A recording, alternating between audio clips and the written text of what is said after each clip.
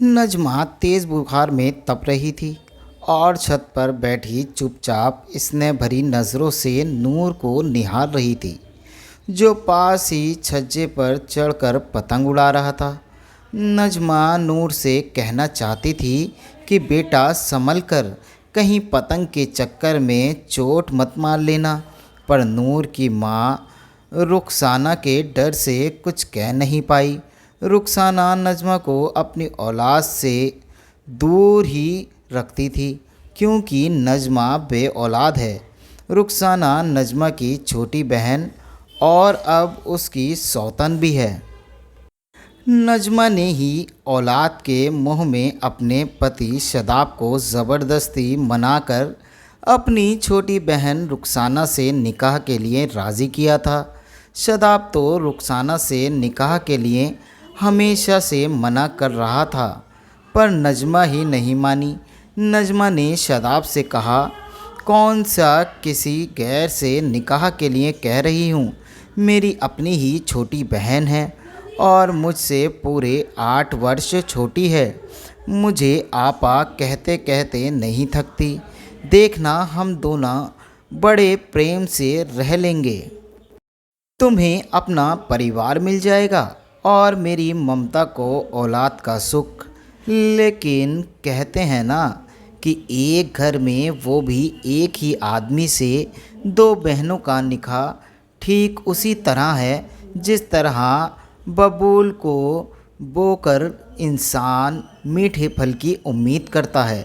रुखसाना से निकाह के बाद कुछ समय तक तो सब कुछ ठीक रहा, लेकिन धीरे धीरे रुखसाना का स्वभाव नजमा के प्रति बदलने लगा। वो उसे नौकर से अधिक ना समझती।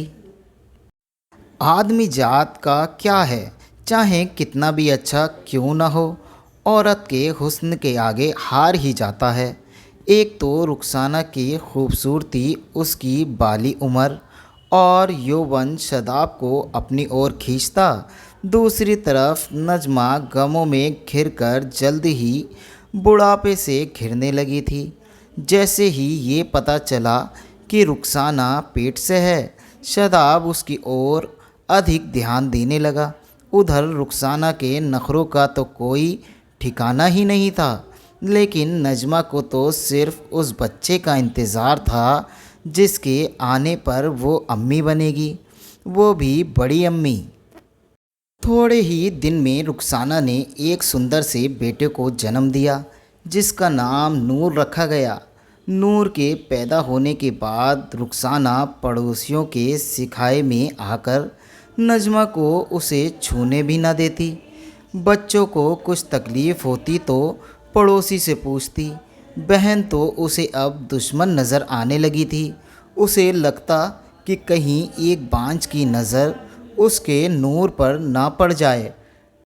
अचानक तभी बड़ी अम्मी की चीख सुनकर नजमा को चेतना सी आई, क्योंकि बुखार के कारण वो छत पर अवचेतन की स्थिति में लेटी सोच विचार में लगी हुई थी।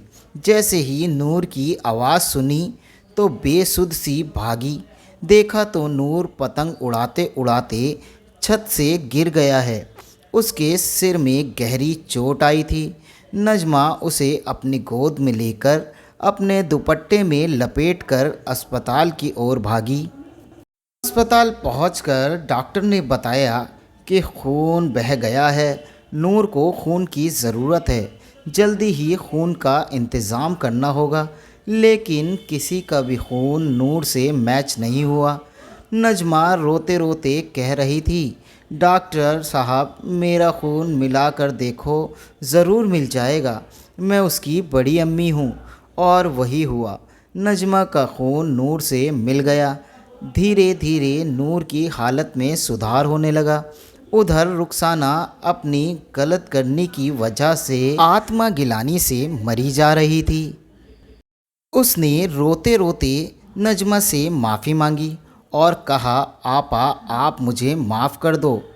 मैं बहुत बुरी हूँ, तुम्हें समझ ना सकी।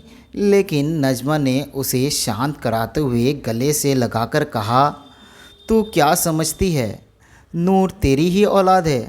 अरे ये तो वो फूल है जो तेरी शाख से जन्मा ज़रूर है, लेकिन उसकी खुशबू मेरे रोम रोम में समाई है।